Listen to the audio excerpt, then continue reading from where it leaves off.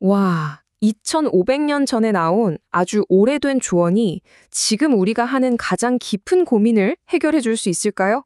오늘 공자의 논어, 그중에서도 하기편에 나오는 딱 한 구절로 아주 현대적인 딜레마를 한번 속 시원하게 풀어보려고 합니다.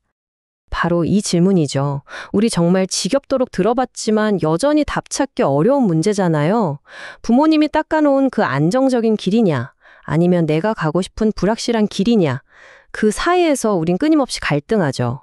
왜냐면 부모님 기대를 저버리는 불효자가 되고 싶지도 않고, 그렇다고 내 꿈을 포기하고 평생 후회하며 살고 싶지도 않으니까요. 자, 여기 우리랑 똑같은 고민을 하는 현수라는 친구가 있다고 한번 생각해 볼게요. 현수는요, 부모님 말씀을 존중해서 그분들이 원하던 대기업에 들어갔고 정말 성실하게 일했어요.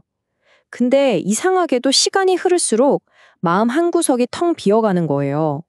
그 느낌 아시죠?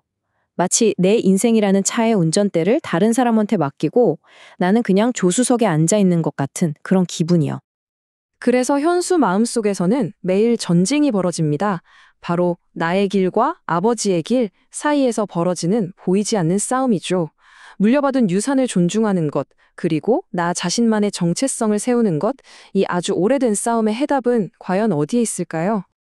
정말 놀랍게도 그 실마리가 2500년 전에 아주 오래된 책, 바로 논어에 숨어 있었습니다. 자, 지금부터 현수의 고민을 해결해 줄 공자의 지혜 속으로 함께 한번 다이빙 해보시죠. 바로 이 구절입니다. 원문을 먼저 한번 볼까요? 부재 관기지, 부몰 관기행, 3년 무개어 부도도, 가위 효요. 이걸 우리말로 쉽게 풀어보면 이런 뜻이에요. 아버지가 살아계실 땐 그 아들의 뜻을 보고 돌아가신 후에는 그 행동을 보라는 겁니다. 그리고 3년 동안은 아버지의 도를 바꾸지 않아야 효라고 할 수 있다는 거죠.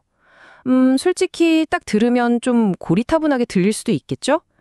근데 이 오래된 지혜의 진짜 의미를 알려면 여기 숨어있는 암호 같은 핵심 단어 몇 개를 해독해야만 합니다.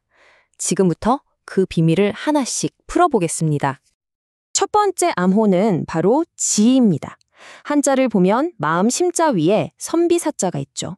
이건 그냥 목표랑은 좀 달라요. 가슴속 깊은 곳에서부터 내가 나아가려는 방향, 내 인생 내비게이션의 최종 목적지 같은 그런 의지를 뜻합니다.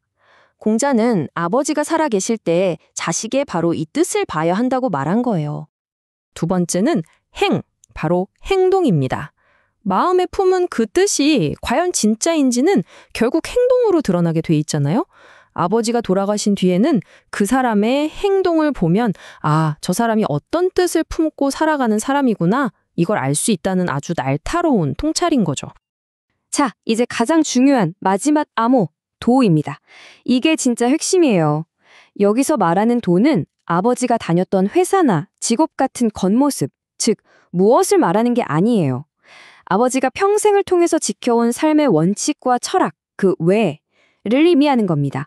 예를 들면 정직, 성실, 책임감 같은 눈에 보이지 않는 가치관, 그 자체 말이죠. 그렇다면 가장 이해하기 어려운 부분, 3년 동안 바꾸지 말라. 이건 대체 무슨 뜻일까요? 아니, 이렇게 모든 게 빨리 변하는 세상에 3년이나 멈춰 있으라니, 이게 말이 되나요? 많은 분들이 이 구절을 보고 아, 역시 유교는 낡았어. 그냥 무조건 따르라는 거잖아? 하고 오해합니다.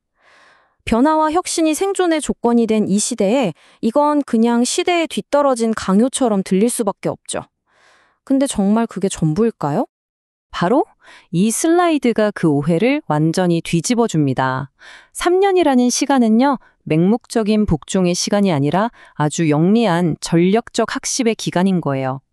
1단계, 아버지의 도, 즉 그 삶의 철학을 일절 바꾸지 않고 깊이 관찰하면서 배웁니다. 2단계, 그 철학이 왜 위대한지 온전히 이해하고 내 것으로 만듭니다. 그리고 마지막 3단계, 그 단단하게 다져진 기초 위에서 나만의 방식으로 새로운 길을 열고 혁신하는 거죠. 마치 최고의 장인 밑에서 3년간 기본기를 완벽하게 익힌 수제자가 마침내 스승을 뛰어넘는 명작을 만들어내는 것처럼요. 자, 그럼 이 놀라운 해석을 다시 현수의 이야기로 가져와 볼까요? 이 고대의 지혜가 어떻게 현수의 인생 내비게이션을 다시 설정했는지 한번 보시죠. 현수는 그동안 아버지처럼 살거나 아니면 아버지와 완전히 등 돌리거나 이 두 가지 선택지밖에 없다고 생각했어요. 하지만 논어는 제3의 길을 보여준 겁니다. 바로 겉모습이 아닌 핵심을 계승해서 완전히 새롭게 혁신하는 길이었죠. 현수는 마침내 깨달았습니다. 아, 진짜 효도라는 건 아버지의 회사를 물려받는 게 아니라 아버지가 평생 지켜온 성실함과 정직함이라는 그 도를 물려받는 거구나.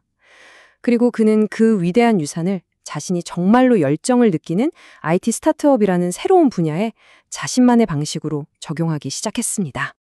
이 순간 효라는 글자의 의미가 완전히 새롭게 다가옵니다. 한자를 보면 늙을 로자 아래에 아들자가 받치고 있는 모습이잖아요. 이건 단순히 늙은 부모를 자식이 업고 있다는 뜻이 아니에요. 뿌리가 되는 부모 세대의 지혜, 로를 깊이 존중하고 이해할 때 비로소 자식이라는 새로운 세대, 자가 그 위에서 더 높고 푸르게 자라날 수 있다는 역동적인 의미를 담고 있는 거죠. 자, 오늘 이야기의 핵심 딱 4가지로 정리해 드릴게요. 첫째, 진정한 존경은 맹목적인 복제가 아니다. 둘째, 겉으로 보이는 무엇이 아니라 그 안에 숨겨진 왜, 즉 도를 파악해야 한다. 셋째, 부모님의 유산은 우리를 가두는 감옥이 아니라 더 높이 날아오를 수 있게 해주는 발사대다. 그리고 마지막으로 과거를 존중하는 최고의 방법은 그 가치를 이어받아서 더 나은 미래를 만드는 것이다. 이제 마지막 질문은 여러분 자신에게 던져볼 차례입니다. 여러분이 부모님 혹은 인생의 선배로부터 물려받아서 여러분만의 방식으로 새롭게 꽃피어 나갈 단 하나의 도는 무엇인가요?